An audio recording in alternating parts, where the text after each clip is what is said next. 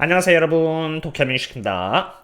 테슬라는 이틀 전 2.6% 반등을 하는 듯 했더니 이제 나스닥에서 2.79%, 그리고 S&P 500에서는 1.78% 어제 하락하면서 이로 인해 테슬라는 무려 5.6%나 하락하게 되었습니다.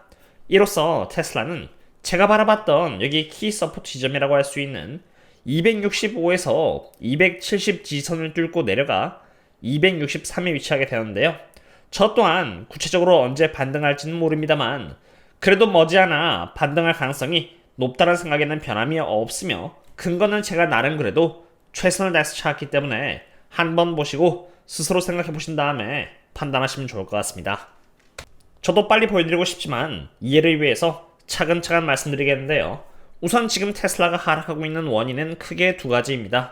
첫 번째는 24년 4분기 실적이 좋지 않은 나머지 25년 1분기와 2분기의 컨센서스가 이렇게 악화되면서 주가 또한 함께 하락을 이어나갔고요. 두 번째로 과매도가 진행되고 있는 이유는 바로 풀옵션 갬마스키즈가 진행되고 있기 때문인데, 갬마스키즈가 근거하고 있는 현상은 바로 트럼프의 관세 정책입니다. 트럼프가 임기 두 번째로 관세 정책을 고수함으로써 전 세계가 혼란에 빠지면서 안전자산인 엔화로 돈이 몰렸고요. 한때 엔화가 우리나라 기준으로 850원 정도 했다면은 지금은 980원까지 이렇게 올라왔을 정도로 엔화가 강했다는 것을 볼 수 있습니다. 엔화 강세라는 의미는 미국 주식을 예전부터 하셨던 분이라면 아마 기억하실 텐데요. 그것은 엔 캐리 트레이딩 언와인딩 현상으로 한때 공짜에 가까운 금리로 엔화를 빌렸고 그 엔화로 미국의 주식을 공격적으로 매수를 해왔는데, 엔화가 비싸지면서 비용이 높아져 엔화로 매수를 했던 미국 주식들을 다시 수거함에 따라서 엔캐리 트레이딩의 풀림 현상이 벌어졌고요.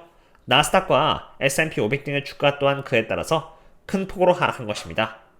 그리고 실제로 테슬라의 주가와 미국 달러를 엔화로 나눈 상관관계를 이렇게 보시면은 분모에 있는 엔화가 약했을 때는 미국 달러를 엔화로 나눈 이 지표가 이렇게 상승을 함에 따라서 테슬라 또한 함께 올라갔다가 최근 엔화가 강해지면서 미국 달러를 엔화로 나눈 지표가 이렇게 하락하자 테슬라 또한 함께 하락하는 현상을 볼 수 있는 것으로 궁극적인 원인은 관세에 있다고 볼 수 있는 것입니다.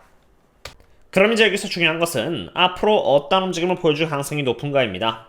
원인이 관세라면은 관세 전쟁의 강도가 약해지면 주가는 상승하고, 반대로 관세 전쟁의 강도가 강해진다면은 주가는 하락한다는 것인데요. 제가 트럼프 대통령이 아닌지라 앞으로 어떻게 될지 알 수는 없습니다만 제가 최소한 할 수 있는 것은 이번 트럼프의 임기가 두 번째이고 관세 전쟁 또한 두 번째이므로, 과거 트럼프가 2018년 때 관세 전쟁을 일으켰을 때 나스닥과 테슬라의 모습을 비교해서 보는 것이 제가 최소한 해볼 수 있는 것입니다. 주가가 계속 거듭 하락하고 언제 오르는지 일주일, 2주일, 3주일 기다렸다가 안 올라가면은 무슨 의미가 있는지 하고 물어보시는 분들이 있는데, 의미가 없다라고 생각하고 아무것도 하지 않는다면은 이러한 하락장에서 배워갈 수 있는 것은 아무것도 없다라고 보기 때문에 저는 제가 할 수 있는 것에 집중하고자 하는 것입니다. 그럼 이제 본격적으로 살펴보겠습니다. 남색은 25년 1월 2일부터 오늘 날인 25년 3월 6일까지의 테슬라 주가 흐름이고요. 빨간색은 2018년 1월 2일부터 2018년 9월달까지의 주가 흐름으로, 주가 흐름은 약간은 다를 수 있지만 둘 다 관세라는 이슈에 따라서 매우 크게 하락했다는 것을 볼 수 있습니다. 참고로 트럼프는 1기 때 대통령이 되고 나서 2018년 3월 1일 시작으로 철을 대상으로는 25%의 관세를 매기로 했고요. 그리고 알루미늄을 대상으로는 10%의 관세를 부과하겠다고 하였고, 3월 8일날 15일 안에 이러한 부분들을 부과하겠다는 행정명령을 내린 것인데요. 테슬라의 주가 흐름을 보시면은 3월 1일을 시작으로 해서 굉장히 큰 폭으로 이렇게 주가가 빠졌다는 것을 볼 수 있고요. 지금 또한 마찬가지로 역사가 반복되고 있듯이 테슬라의 주가는 빠르게 이렇게 하락하고 있음을 볼 수가 있는 것입니다. 그럼 나스닥은 동일한 기간 동안 어떠한 흐름을 보이는지도 한번 확인해 보고자 합니다.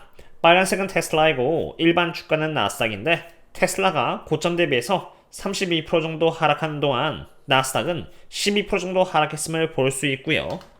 오늘날을 기준으로 테슬라가 고점 대비해서 45% 하락하는 동안 나스닥은 10% 정도 하락하였으므로 2018년의 상황과 제법 비슷한 것을 볼 수 있습니다. 일각에서는 그땐 테슬라가 32% 정도 하락했고 지금은 고점 대비해서 45%나 테슬라가 하락한 것인데 2018년 때 떨어진 거에 비하면은 지금 테슬라가 너무 많이 하락한 건 아니라고 물으실 수 있겠지만 45%라는 것은 전고점 대비로 제가 모든 테슬라의 흐름을 추적해서 알고 있지만 테슬라의 주가가 여기 480달러에서 빠지기 시작한 이유는 콜옵션 게마스키즈가 빠지면서이고요. 여기서 추가로 주가가 빠진 이유는 24년 4분기 실적이 좋지 않았고 그로 인해 25년 1분기와 2분기의 컨센서스가 떨어지면서 주가가 하락한 것이었으며 나스닥이 빠지기 시작했던 시기를 기준으로 본다면은 테슬라는 그때를 시작으로 약 이렇게 30% 정도 하락했으므로 얼추 비슷한 것입니다. 지금 테슬라가 위치한 곳은 바로 여기입니다. 그리고 2018년 관세 전쟁의 시작으로 테슬라가 하락했던 위치는 바로 여기입니다. 즉 상관관계적인 관점에서 바라본다면 테슬라의 주가가 단기적으로 조금 더 하락할 가능성이 있지만 얼마 남지 않았음을 의미하고요. 굉장히 가파르게 이렇게 상승했다는 것 또한 볼 수 있는 것처럼 만약 이러한 상관관계가 유효하다면 마찬가지로 이러한 반등이 나올 수 있음을 의미하는 것입니다. 그럼 이제 여기서 생각해봐야 하는 것은 어떤 메커니즘에 의해서 테슬라가 반등을 할 때 바로 이러한 움직임이 나올 수 있을까라는 것입니다. 과거의 흐름을 보시면은 굉장히 강력한 반등이 한번 터졌다는 것을 이렇게 볼 수 있는데요. 그것을 알아보기 이전에 조금은 좋지 않은 타이밍입니다만 그럼에도 불구하고 제가 오랜 기간에 걸쳐서 집필해온 책이 출간되었기에 소개를 드리고자 하는데요.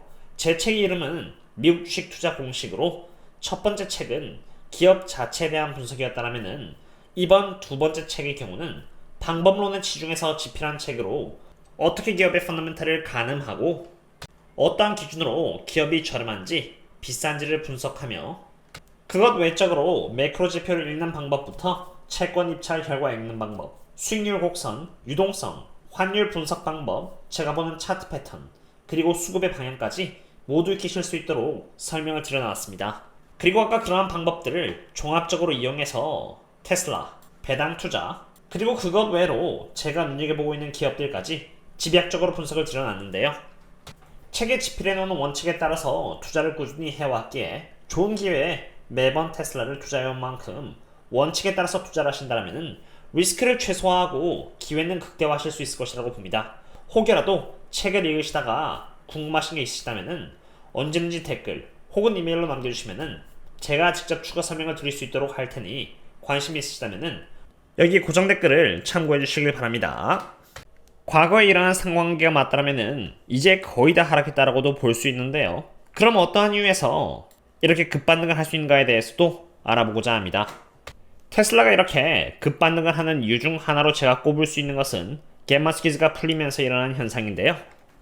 멤버십분들 상으로 제가 자세하게 설명을 드렸습니다만 지금 주가 하락에 가장 크게 기여를 한 것은 세력들이 주가 하락에 대비해서 풋옵션을 과하게 잡으면서 터진 게마스키즈 현상으로 풋옵션 프리미엄은 어제 하락과 함께 매우 높아진 상태입니다.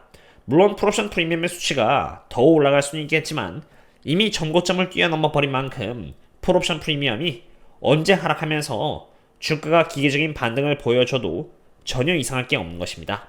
테슬라의 주가가 고점 대비해서 약 45% 하락한 지금 현재 어떠한 펀더멘탈을 보여주고 있는지는 제가 여기에다가 자세히 분석을 드려놓았고요. 여기서부터 추가적인 팔로우업 분석은 오늘 밤에 신사학개미분들 상으로 하고 있는 텔레그램과 여기 이곳 네이버 프리미엄 컨텐츠에다가 전달드리도록 하겠습니다.